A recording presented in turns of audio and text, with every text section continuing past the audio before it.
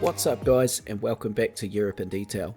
In this episode we start adding in some really unique things to our little town here, two things in particular, and I'm hoping that these unique things help add a certain character to our little town. The first thing we're going to build is based on something we would actually see in Robin Hood's Bay. There's a series of tunnels underneath the town, and these were said to be used as smuggling tunnels back 100 plus years ago, and things like tobacco and alcohol were being smuggled through some of these tunnels, and I thought that was pretty cool and darn interesting. So there were also some really horrific stories of people hearing voices and footsteps coming from beneath their homes, and you could just imagine the smugglers in the tunnels just scurrying along like little rats with their bottles of alcohol and stuff, and the people in the houses above just freaking out at what the sounds are. So yeah, all of that was pretty darn interesting, and I figured I could make this in game, so that's the first thing we're gonna do.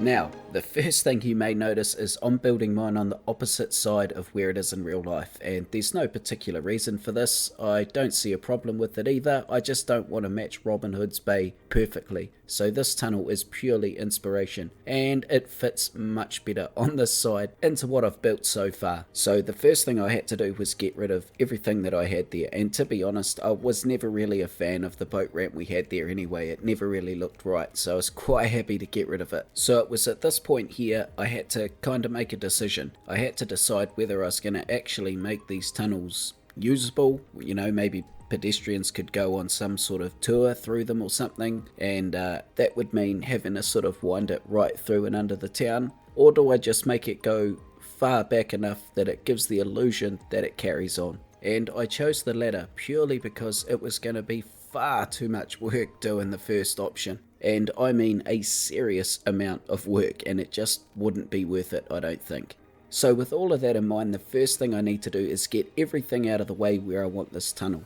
And once I had done that, I guess I'd run it back about 50 meters or so in game. The next thing I need to do is find an appropriate prop that I can make some sort of a stone arch to mimic the tunnel out of. And these Chinese stair sets from Ryan Cat are absolutely perfect. They're exactly the shape we need, the stone is perfect, the textures look aged. So these buggers got the green light, and what I did was turned it to PO, put one at the front where I want it, and then just copied it back as far as I could in the tunnel. It looks a little bit repetitive when you look at it from the right angle, but I've tried to bend and manipulate a couple of them so it looks a bit more natural. Now in real life there's an actual stream coming through here. I guess that's the original purpose of the tunnel. I probably should have mentioned that at the start. So what I want to do next is add some concrete props to the side of it so that it creates a little bit of a channel through the middle of the tunnel where our fake water that we're going to install soon is going to sit. And with this concrete we are following our imperfection is perfection theme, and they are most certainly not lining up. This tunnel is obviously going to be hundreds of years old, so nothing in here is straight.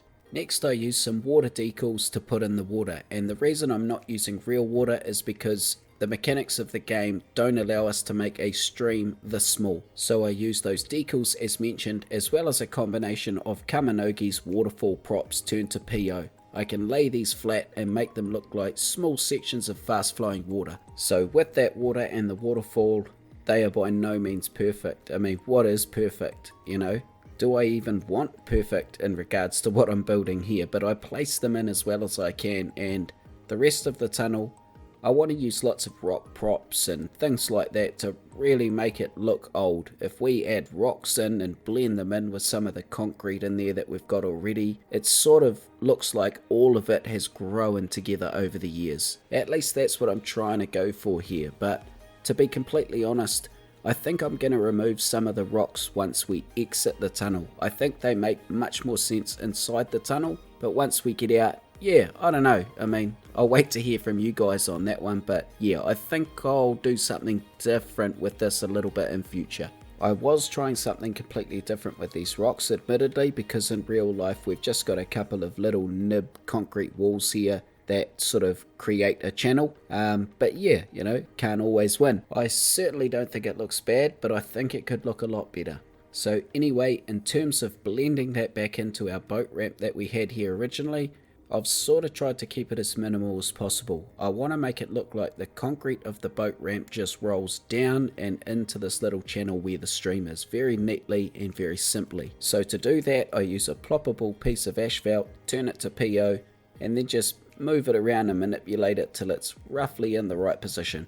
Next, I want to get the shape of this corner a little bit more realistic and following the real Robin Hood's Bay. So to do that, I've brought it in closer to where our tunnel is, made it a little bit smaller, and we're going to put some buildings on top of this that sort of mimic what we see here in real life.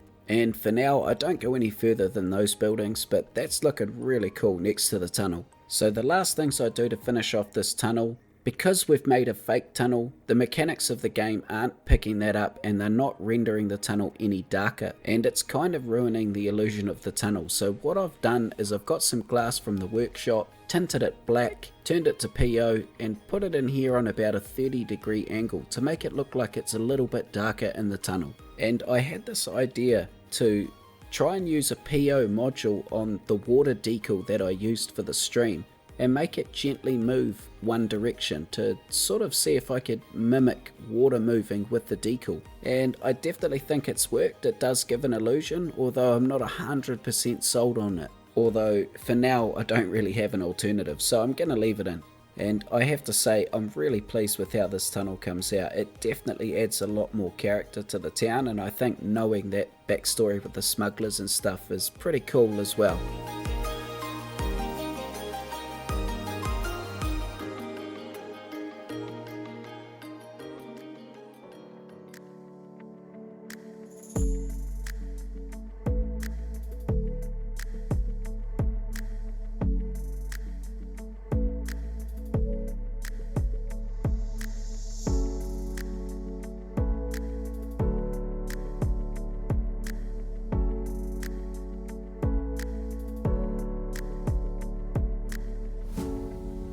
So let's switch focus to something we don't see in real life, and to do this we're going to move right over to our fishing docks we made in the last episode.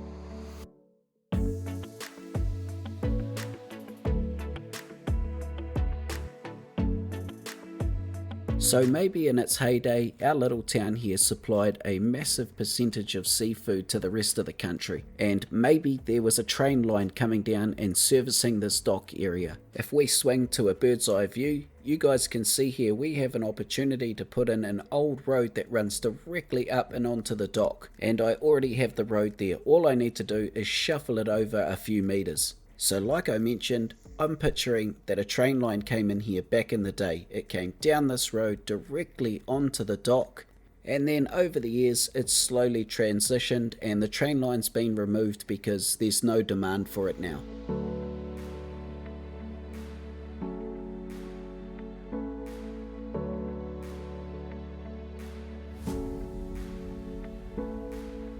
So this road's going to be pretty old. I'm picking this is going to be a main road coming into the town now. So what I do is just pretty much wind this up along the riverbank and then onto our main road coming in. So this will indeed double as another entrance and exit to our little town. And because this road is going to be pretty much on the outskirts of our little town, I'm going to try and make the buildings a little bit more scarce as we move up and away from the town. So as we begin putting our buildings in down closer to the town, we're going to see more wall-to-wall style builds down here. This is pretty much still a part of the main town here. And then as we move out, like I mentioned, those buildings get more scarce, but we also see nature moving in a little bit closer. And the next thing to do is come back and detail it all up. So we start with the basics. We know we need those double yellow lines on the side of the road, and I want to put them in all wobbly like we have been so far, so they go in first. Then I put some giveaway decals down,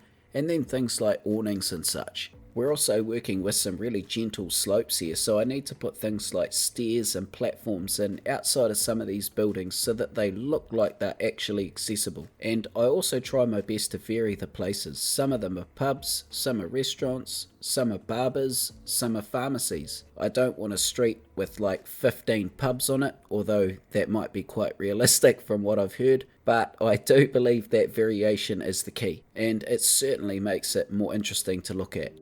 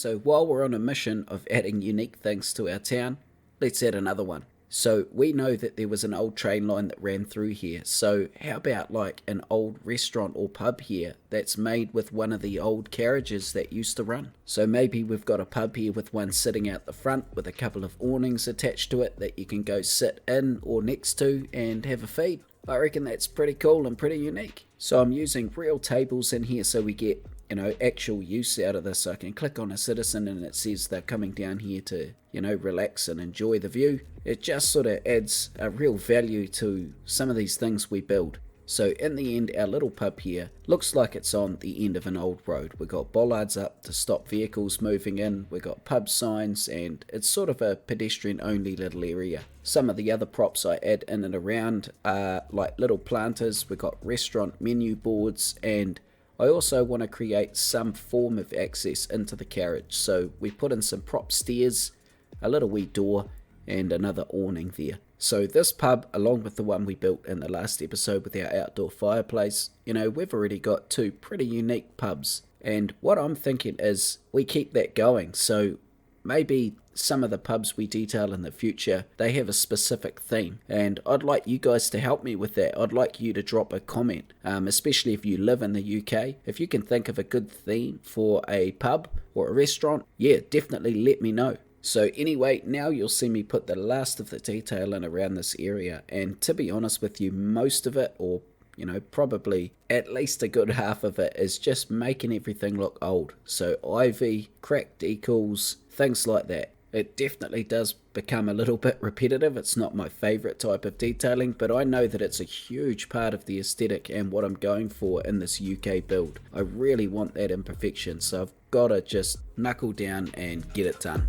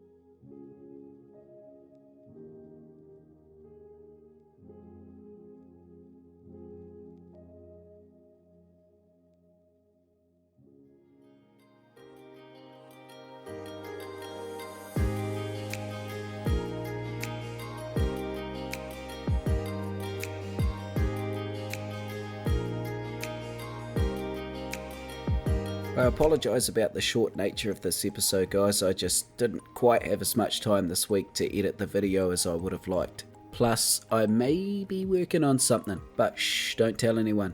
If you guys have enjoyed that episode, hit me a thumbs up. I really appreciate it, and it helps me with my videos and algorithms and all that jazz. And I sincerely hope you guys are doing well. Look after yourselves, look after each other. I'll see you guys on the next episode. Peace.